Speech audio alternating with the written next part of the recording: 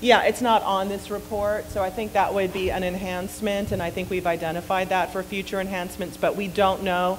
I mean, in some ways, Gita, it doesn't really matter what the date is. If it's after, it's after the date, it's after the date. So,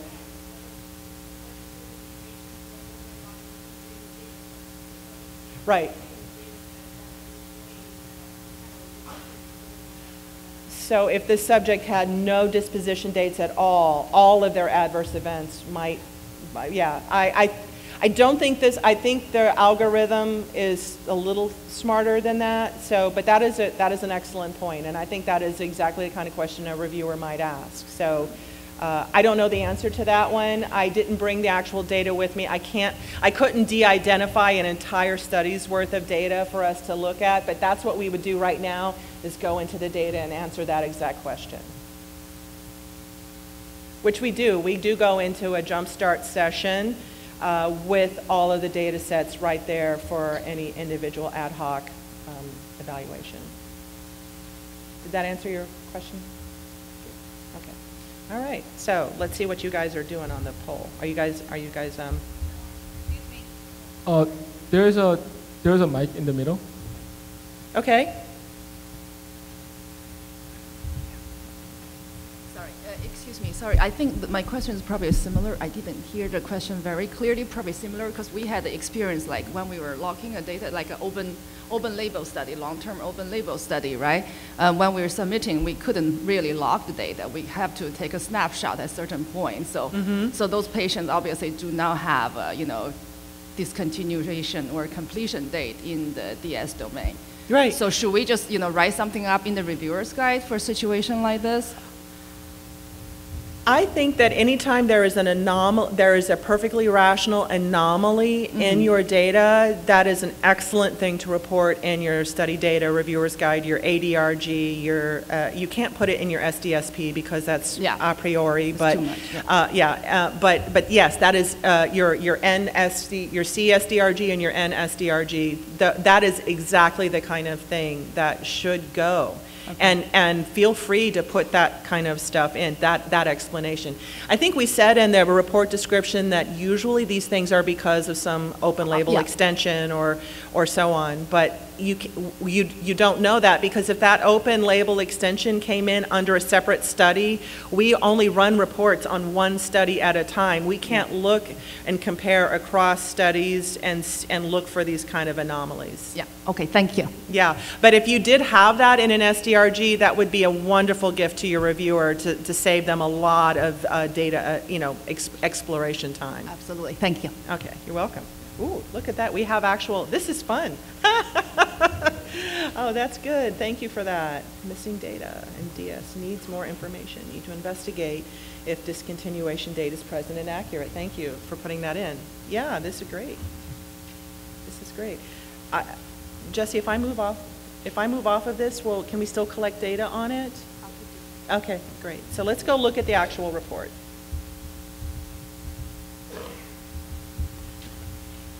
Okay.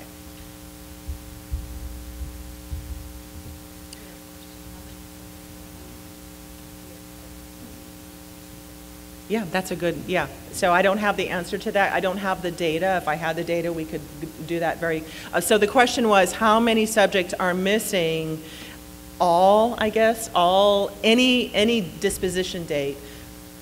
I'm thinking out loud that might be a good business rule. That every subject should have at least one disposition date. Note to self.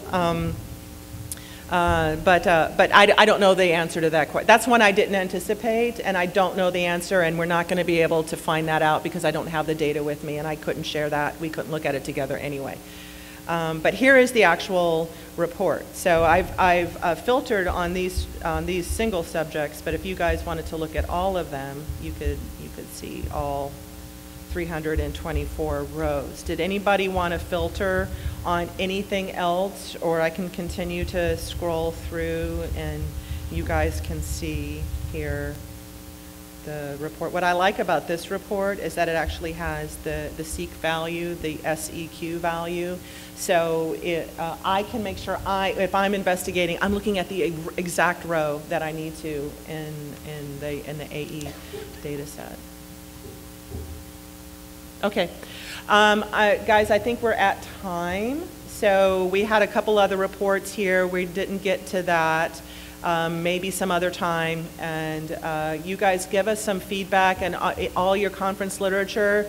We wanted to give you an interactive experience, be kind of a reviewer, think like a reviewer about the data, and, you know, instead of maybe always as a submitter. I'm sure you guys do that anyway. Let us know how this worked. Let us know how we can do this better, and thank all of you for being here. This was your core DF section. Alan is going to take over about the rest of the review activities that go up to a filing decision. Thank you.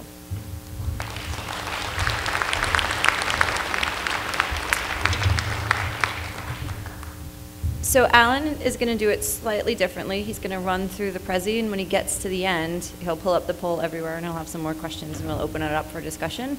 If anyone wants to take a quick look at all of the tabs here, write down which one you'd like to talk about. If we have time at the end, we can always come back to them. Okay.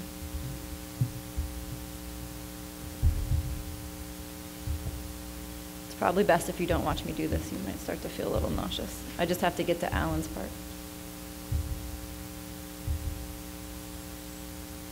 And we're there. Hi, I'm Alan Shapiro. I'm a former primary clinical reviewer. I've been at the FDA since 2003. I have a little bit of a long view. I've been in OCS since the end of 2015. One thing I have to say is, you know, part of our aspects in OCS is that we also are trying to help new reviewers out. And a lot of times when someone comes in for to do a review for the first time or early on, a lot of this seems like a vast, you know, chasm that you have to just bridge across. And I think this is what we try to do, is to make sure that the reviewers get a better sense of what's going on. And we don't always make assumptions that they know everything to begin with, because a lot of them come in with their medical backgrounds, but they're not familiar with standardized clinical data and processing. So we try to walk them through. So I'm going to give you a little bit. And the first thing, obviously, is that you need to get your forest versus your trees. So getting to know your data is, you know, the very important thing that we stress when we work with them. So here, the first thing is when a reviewer comes in, they're going to need to know where they're going to find their data. And we have resources such as the EDR, which is the Electronic Document Room, or GS Review, which allows them to look for their data, and also they get to learn the structures of the ECTD and learn that what they primarily want is in Module 5. But another thing is a reviewer will also not know, you know, the differences when they first start between SDTM and ADAM and legacy. So this is things that they need to get a grasp on, and we try through our training to help them out on that. In addition, a lot of times, you know, in looking at an application with many studies, they will look at the ISS. So they need to understand how individual studies are put together and how an ISS is put together. So these are things that we go through when we're helping out the new reviewers. Also, as Helena pushes, learning where to find information about your data, such as the defined.xml, the SDRG, and actually the regular reviewer's guide. Those are things they need to get an idea of what's going on. Also, what are the important data sets they need to look at first, such as the AE, the demographics, the ADSL, and the ADAE. Also, how do they look at subject populations? Do we look at, do you look at the safety population, let's say for your safety analysis versus the efficacy? So these are things that the reviewers need, especially coming on board, need to get their hands on.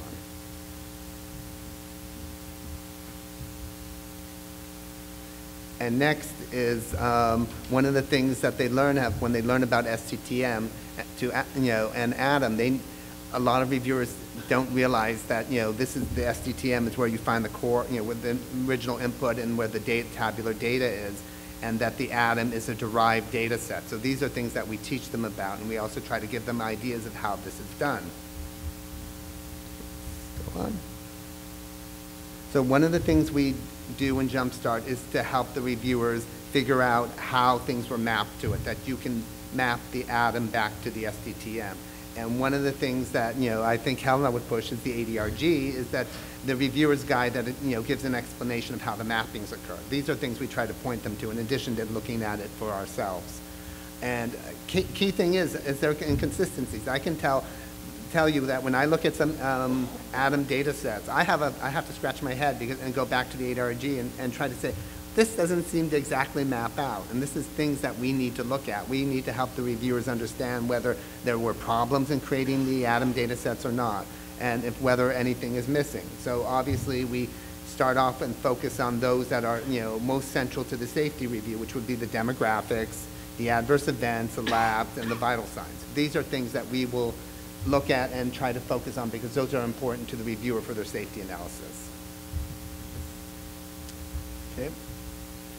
And just to give you an example, looking at the demographics going to ADSL, we look at counts, we look at characteristics, and we want to make sure that when you map them all the way across, that everything lines up. And same for the demographics in the ADSL. For the most part, one new subject ID should be mapped to one, but there have been instances where there's a subject that's enrolled in multiple studies where this is not the case, and I can tell you when that happens, some of our tools won't work very well if you have, the same subject with two subject IDs. So this is the importance I have to tell you about. Even if they switch studies, sticking to one new subject ID is very important. It helps us a lot. And I think that has to be taken into consideration in things that we receive because definitely our tools don't like it.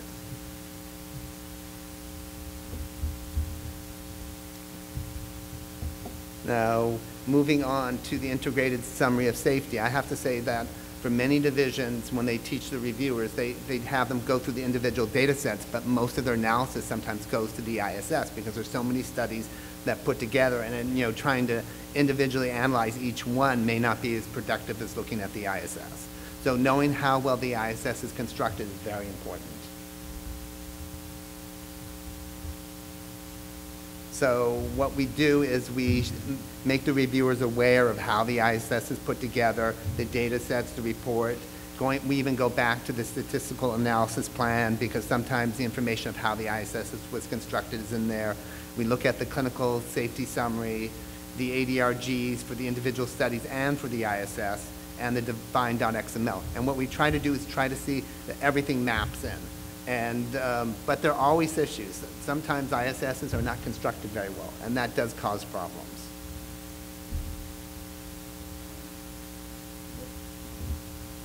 Here's an idea of the flow that we look at. We look at the summaries of the documents, we look at the analysis, and try to see if we can make sense of it, especially those of important variables. But very important is the mapping of MedDRA, because a lot of times studies are conducted in different MedDRA coding and that they need to be mapped. And we don't always, sometimes when you look at the MedDRA that you get in the ISS, there are inconsistencies. And what I usually recommend to reviewers is that they go back to the applicant and ask them if there's something they don't make sense. What was your mapping routine? How did you map from the older version MedDRA to the new version MedDRA? Because that map can help you out a lot. So sometimes just a push for that. If you do mapping of MedDRA terms from a lower level of MedDRA to a more recent, that you provide that mapping. Because otherwise, if someone can't make sense of it, they're going to ask you for it. So sometimes just put a plug in, to provide it with an application when you do that type of mapping would be very helpful. Okay, going up to the next level is safety analysis. I'm just going to give you a few examples. I'm basically going to describe our analysis without other than our internal tools. I'm going to just describe them in general because we use a variety of tools, and I'm not here to advertise one versus another. But of course, if it's an FDA internal tool, I have no problem mentioning it. So our safety analysis, this is when a reviewer comes to Jumpstart, we basically present them with this screen and we ask them what you want us to go through. Because sometimes they don't want to go through everything, and there is a little bit of a duplication in what we go through because we want to make sure things are done systematically. So we will go through run it through our analysis tools, look at the adverse events. We can, using one or two tools, we can do patient profiles. There are also ability to look at Hy's Law candidates. And this is one thing we teach new reviewers is that just because they're a potential candidate on lab values, that does not mean that they had a drug-induced liver toxicity. That we have a whole guidance that they need to go through and look through. So we tell them it's just a screen, and then you have to take it forward and work from there. Also, looking at vital signs. And in the liver lab, as I mentioned, we look at Hy's Law, but we also use our SAS panels to try to give a broader view, because sometimes just looking at these criteria for Hy's Law may miss things. So we try to be as comprehensive as we can. An internal tool we have is Measure at a Glance, which is it's a tool that allows a reviewer to start at a high level as a SOC and work them way down to find out where the signals were. And it basically gives through a color coding, like red being the one which is the most likely the one that generated the signal, allows the reviewers to hone in on signals and try to get around the granularity of MedDRA. So we do that, but there are other things, as I'll describe, that where we address granularity issues. And we also look at severity and toxicity of coding of AEs, and that's done as part of a SAS panel. And now MAID is our internal tool, which we use quite frequently to look at MedDRA adverse events, and that tool allows us to compare different arms and also bring in structured measure queries, where we can then say that we're interested in looking at structured measure query differences between one arm versus another. One thing about our tools, there are certain limitations. Like MAID, you cannot use a crossover study, you cannot use a multi-phase study and plug it right in. You have to break it apart and then say, I want to compare this segment to this segment. So reviewers who get started with us have trouble because they don't really understand that they just can't plug in the data straight on. If they're not if they're single arm or they're parallel arm study and there's no crossover, no multi-phase, they can run it straight through the tool. But if not, then they have to work together with our advice or advice of their senior reviewers how to take apart the study and use the tool to look at the particular parts that they want. Okay, going forward, part of it, as I told you, is that we use SAS panels, and here's an example of where we use our SAS panel to pick out Hy's Law candidates. We look at, this is one at the same visit, but we also have our tools, we can look at 30 days apart. We have adjustable time frames where you can look at whether one lab value versus another occurred even 60 days apart. But this here is just looking at the very tight case that liver lab test done at the same visit. And we look at the transaminases, the AST and ALT, the total bili, and the alkaline phosphatase. And this just provides additional information and gives you an idea of those subjects that, are most likely, oops, let's see if I can get back here. Let's see, Crystal, I think we got a little Prezi issue here. Once again, don't watch.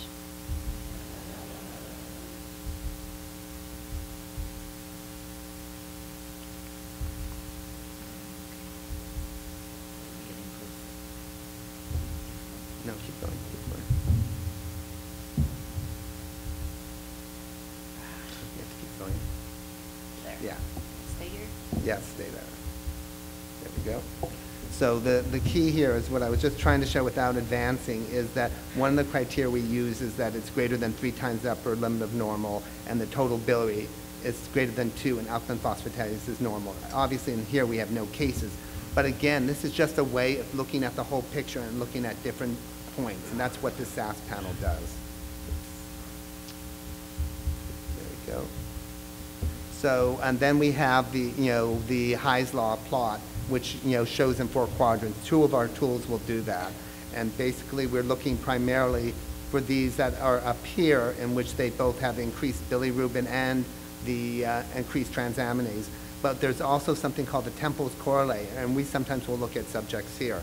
But one thing our tools allow us to do, we can select these 2, and we can do a more in-depth view of doing a graphical patient profile, which allows us to look exactly what was going on. Let's see if I can get back here. So here's an example of the graphical patient profile. What it does is we can look back. Let's see. There we go.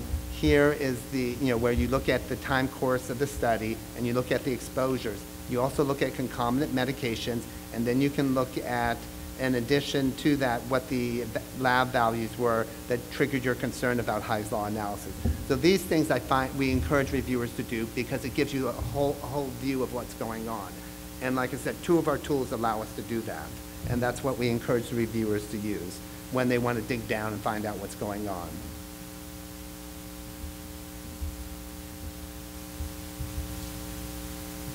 Okay, now additional quality checks. One thing we do is we try to compare our analyses to what's in this clinical study report. And what we will do is we will look at the STTM data, the analysis data that we work off of in Jumpstart, and then we compare it against the clinical study report because we want to let the reviewers know how much does our analysis that we do in Jumpstart. And I have to emphasize, Jumpstart by its name is something that gets the reviewers started. We, for the core purpose of Jumpstart, we are not going in, even though we may offer help to them further along the road, the point is that we need to make sure, we don't follow them all the way along through Jumpstart. But we do provide additional help. More of it is the initial assessment of their safety, and that's what we're doing. But we also want to let them know when we're going through it, how does our analyses match up to what's in the CSR? And here are some of the quality checks we do. A lot of them is spot checks, where we check against the demographic tools, against what's in the CSR. Disposition events, we will actually verify counts.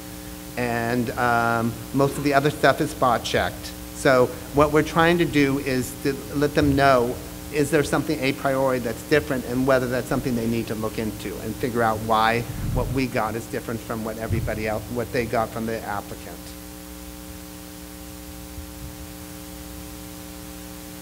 Now, custom measure queries. As most of you are aware, and this was a discussion you had earlier when you were talking with Helena, was that sometimes preferred terms go across system organ classes. So you can't just go up to the higher SOC level or HELGAT and find things. What you can do is what MSSO has put together is these structured measure queries, which is a list of preferred terms, regardless of which SOC they're under, which will give you a clue about what, whether that particular safety issue is occurring. SMQs are nice, but sometimes they don't exactly fit your situation. Sometimes there's an overlap between the disease and the adverse event you're wanting for. And what you can do if you have such a disease, drug toxicity overlap, you can then customize your structured measure query to make it what you want so that you don't get so many positives. Let's move forward to that. So one example that we have is one of our reviewers did was to modify the hostility and aggression SMQ so that it was more characteristic to their situation. And that was the thing, is that you have to take out things that just are not applicable. One of the things was skin lacerations. Happened to be in this case that it was not something that was involved. So these are things you can, with MAID, you can load in the SMQ and you can go back and say, I'm going to keep this or I'm not going to keep this, and then design it. But you also have the ability to add additional preferred terms. Or you can actually make a custom query de novo from a list of preferred terms that you like. So it's a very powerful thing. And I know from the feedback we received that the reviewers really like this capability. And so what happens is after you create it, all you have to do when you run it is that you just have to tell the, tell the system that this is my new custom query and load it in. So we have, like I said, the ability to add. We can take terms from other SMQs or add your own group. So this is a very powerful thing that we use, and it helps us more tailor our safety analysis.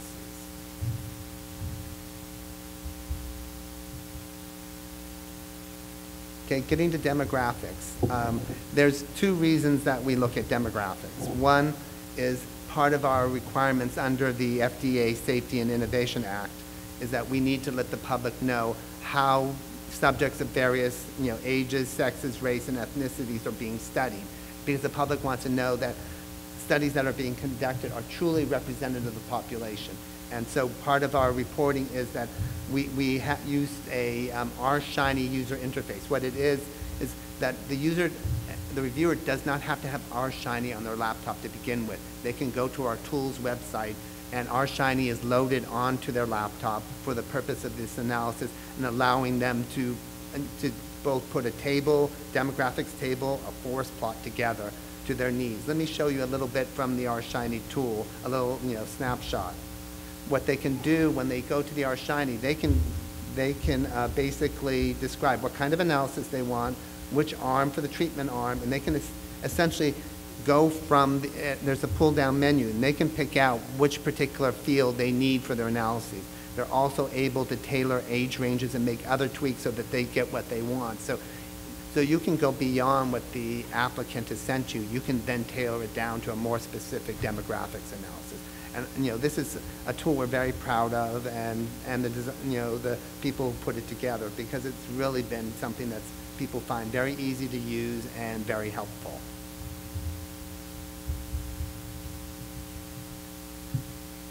So now we're heading off a little bit into some questions I have for you. Let's see if I can do this right. Probably have to do one more screen.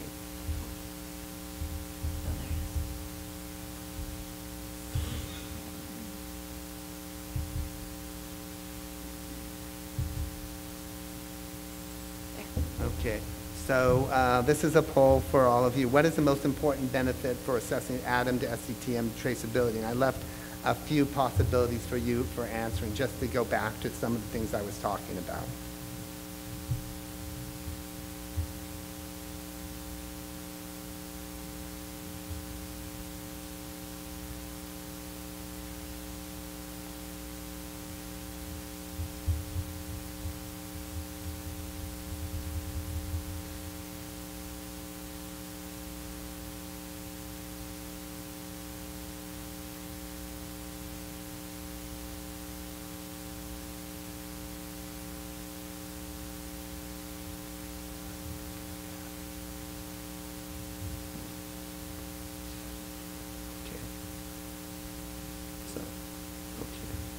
Okay, so if we're all done, I can tell you what the answer is. Actually, one thing that the ADAM SCTM traceability doesn't do is it doesn't confirm the integrity of the SCTM.